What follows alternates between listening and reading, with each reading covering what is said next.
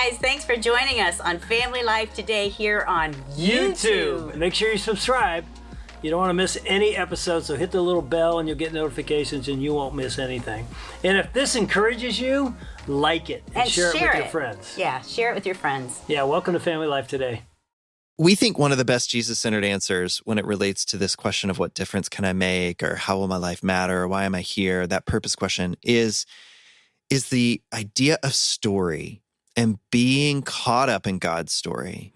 So my story doesn't live in a vacuum. My story isn't just about, even our family story, it's not just about we're going to build a family legacy or you need to do this or that because you're part of this family or any of that. Our story matters because we're caught up in the story of God. Yeah. And what God has done, what God's doing now, what God will do. This is his story and we get to be part of it. We get to have our chapter in the book, but the book isn't about us fundamentally. It's about God.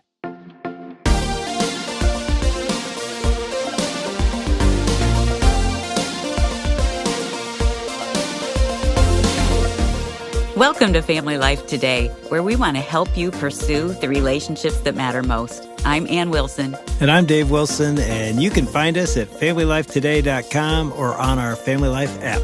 This is Family Life Today.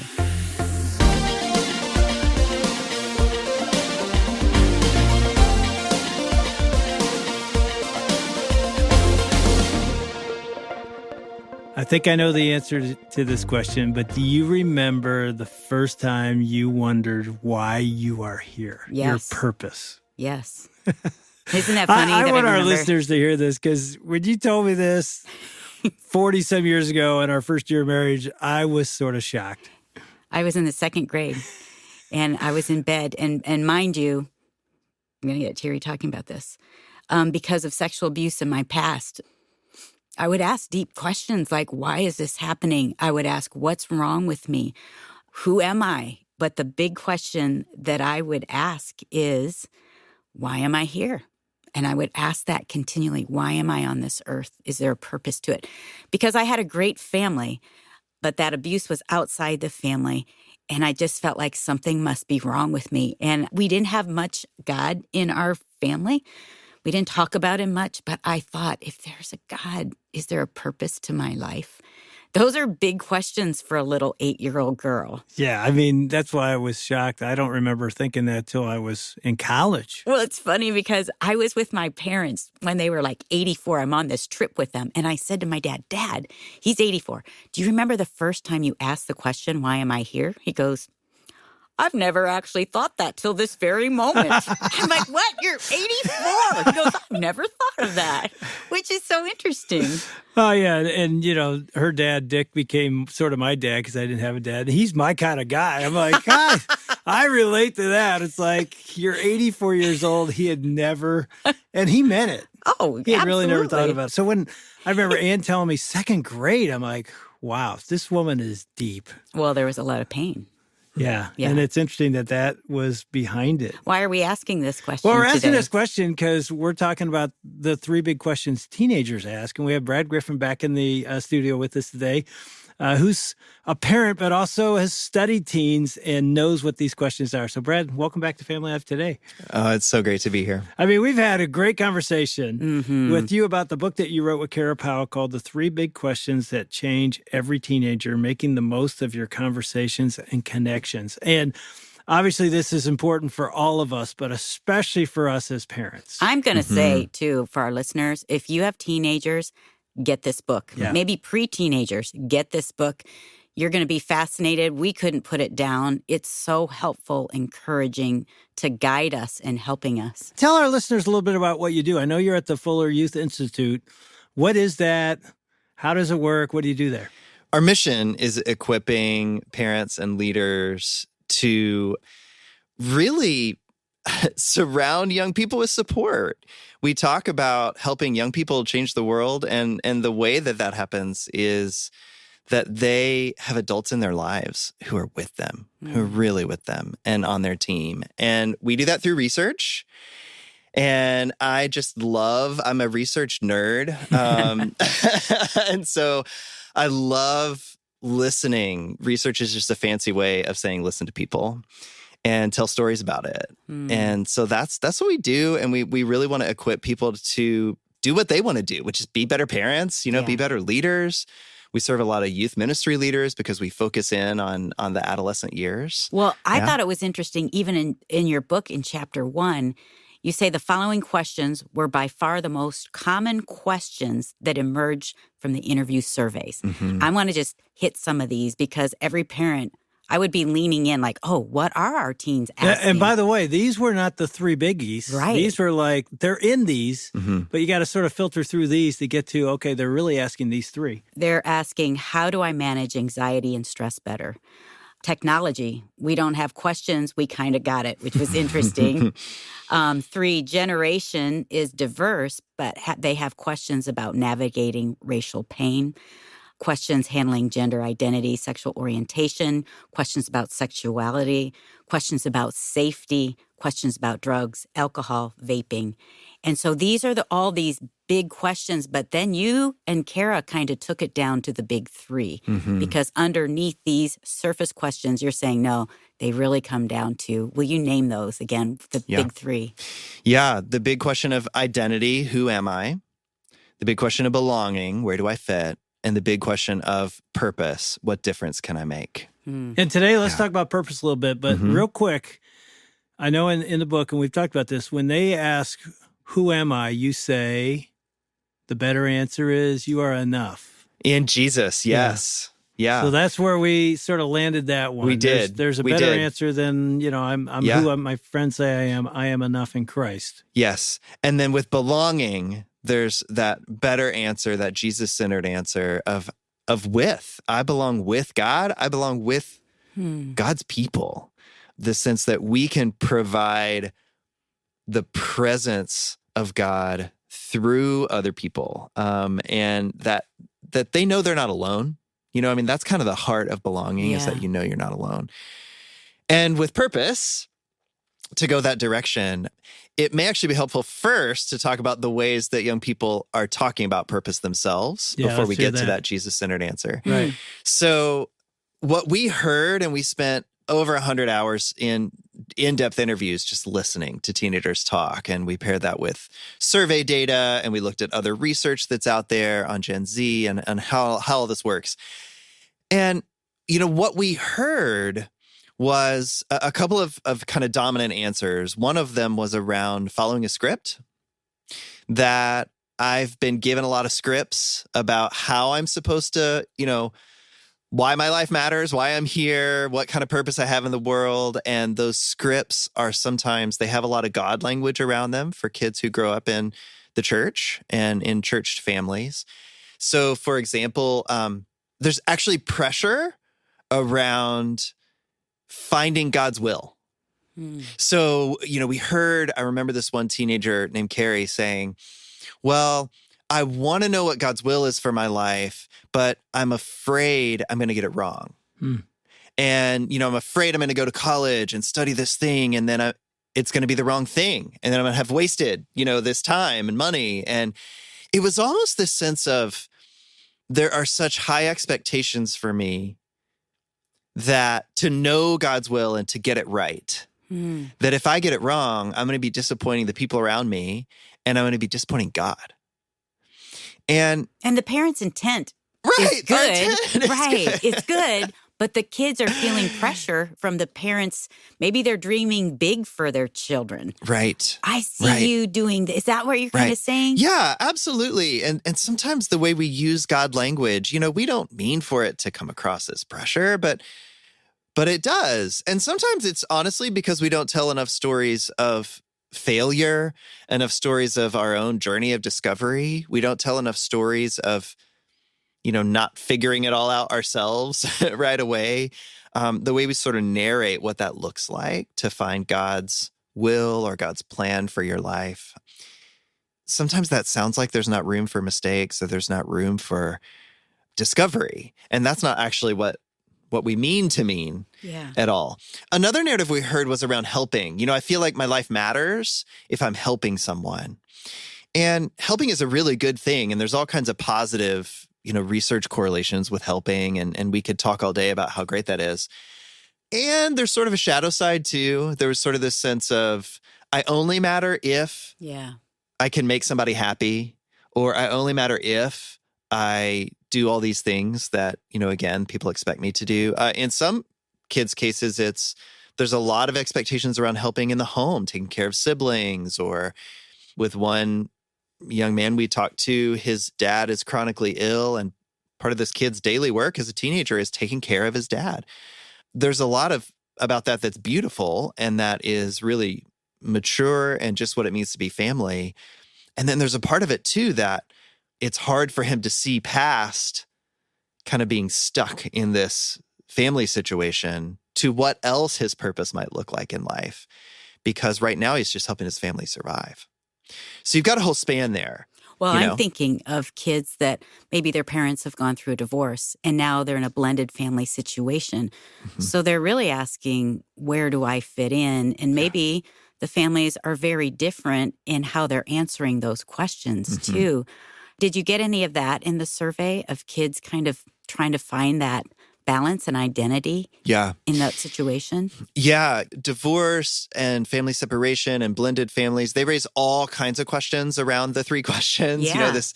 This who am I, and who am I here, and who am I there? If you're juggling between two homes, where do I fit? What does that look like? And on the purpose front, it's interesting too, because parents can have very different versions of who they think you should be. Yeah. And different perspectives on your career path and on, how to like lean into those things.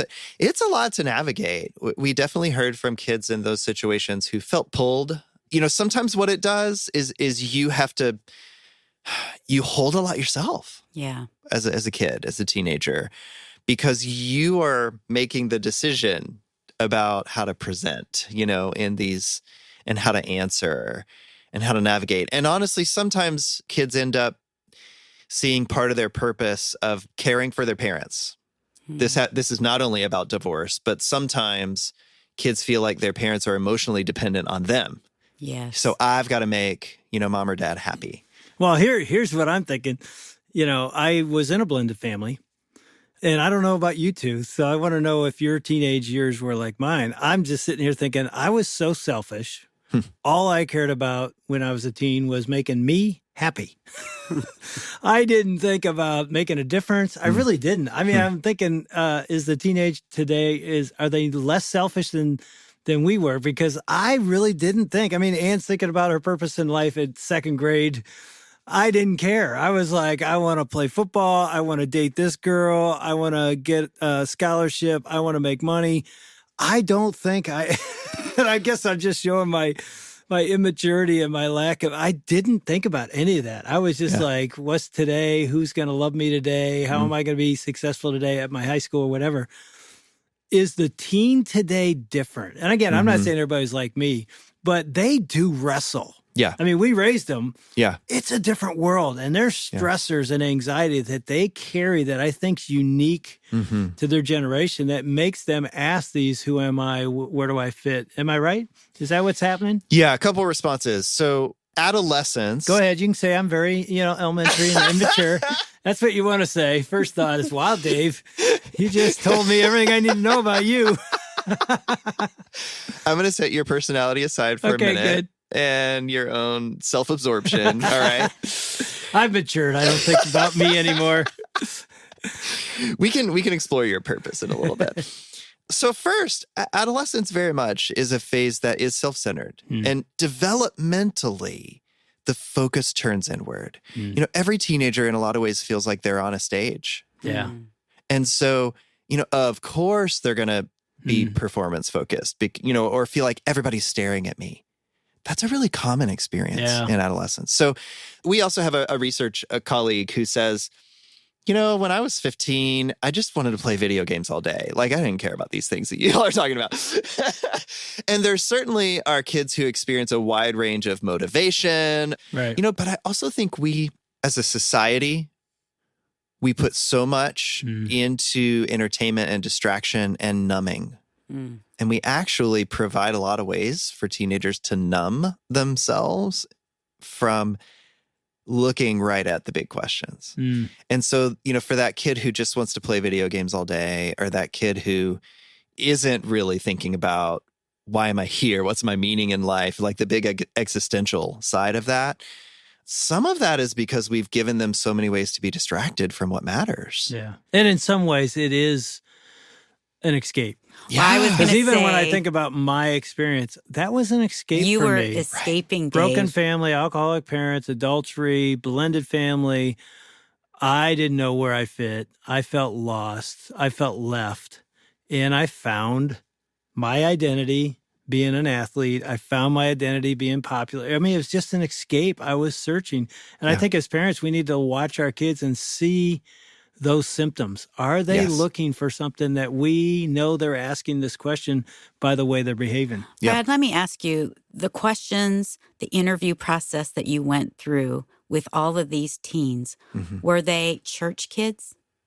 They were all nominated by ministry leaders. So they were connected with churches. Some of them were more active than others, but yes. So some of that narrative was there. So and you're probably getting the best of the best. If I'm a youth pastor, I'm not going to send you some. In some way, we said don't give us the best of the best. Okay, good. But the reason I'm asking is because all the things you're talking about, what kids feel, I think I put that on our kids. Yeah. Hey, you need to be serving. Right. Because that's what we do. We give our lives away for Jesus. Yes. You want to know who you are? Jesus has made you for a purpose. And I'm hearing all the things that I've said to them over the years.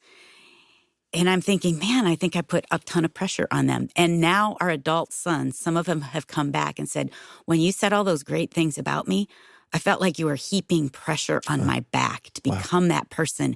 And deep down, I felt like I was a fraud because I had to live up to all these expectations. I need to serve. I need to love Jesus. I need to be in the youth group. Not realizing, like, my heart was good. Like, you're going to find life there. And I wish that I would have kind of just sunk down into their world. I feel like I did that. I asked them a lot of questions. But I didn't realize I was putting a lot of pressure on them. Do you think parents are relating? Do you relate to that because your heart's so good?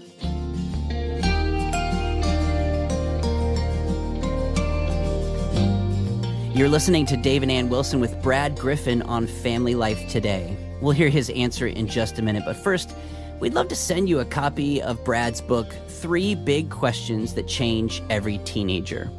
It's our gift to you when you partner with us and make a gift of any amount this week to support the work of Family Life Today. As you may know, we're listener supported, so if you've been blessed by Family Life Today, we'd love for you to consider paying it forward. You could partner with us at FamilyLifeToday.com, or you could call with your donation at 800-358-6329. You can give a one-time gift or become a Family Life partner with a recurring monthly gift. Again, the number is 800 F as in family, L as in life, and then the word today. All right, now back to Brad and the pressure parents can inadvertently put on their children.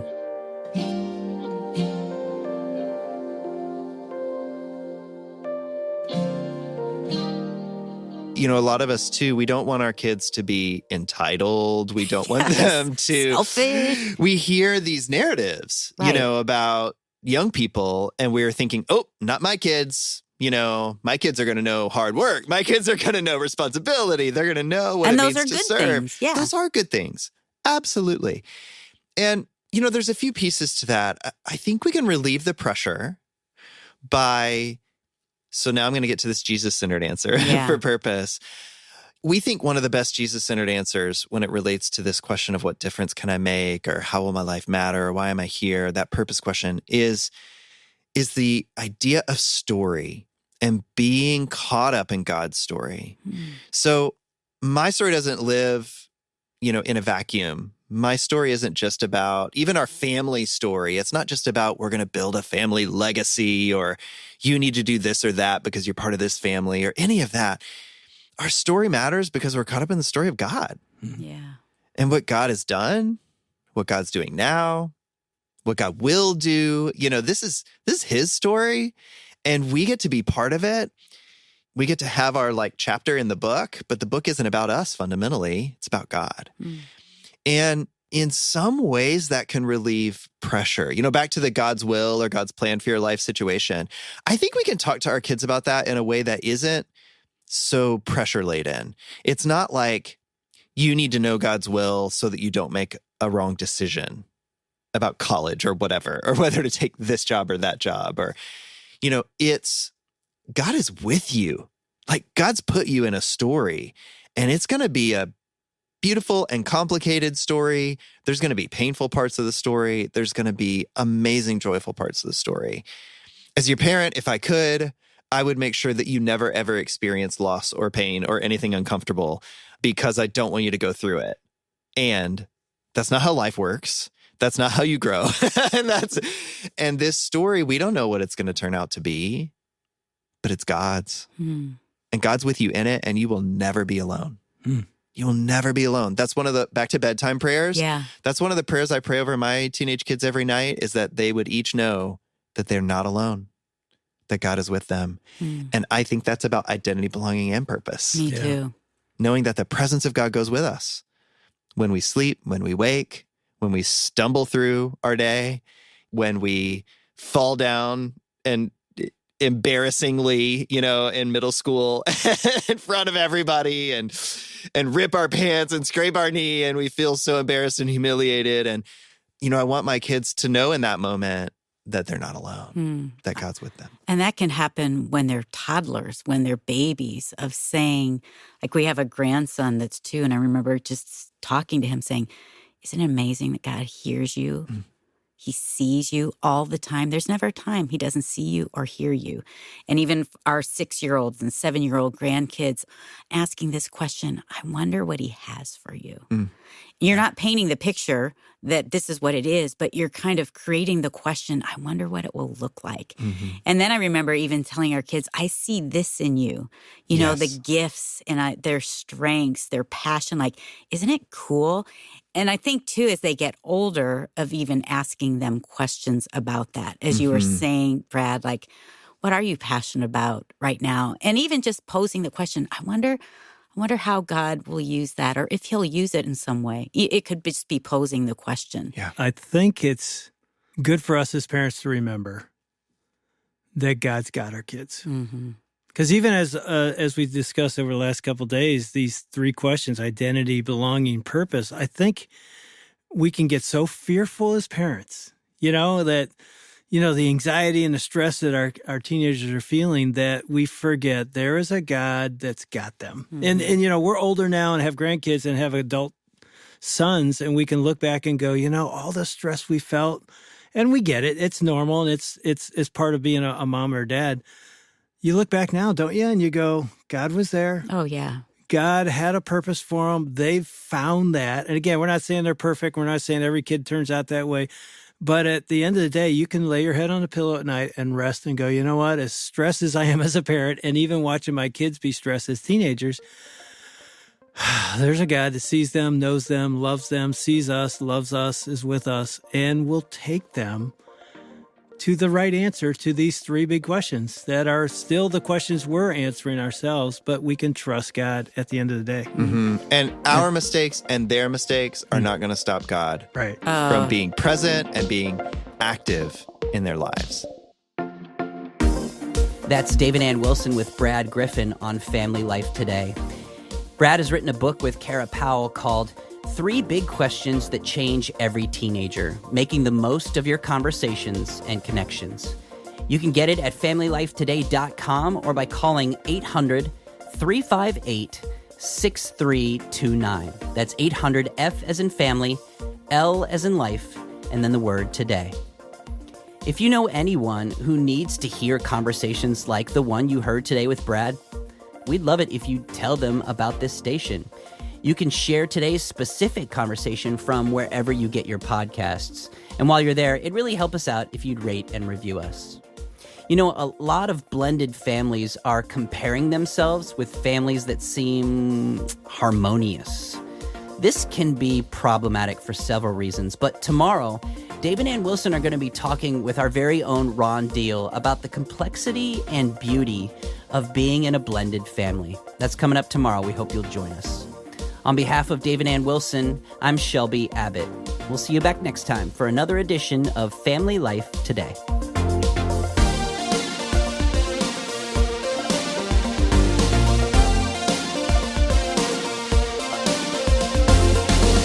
Family Life Today is a production of Family Life, a Crew ministry, helping you pursue the relationships that matter most.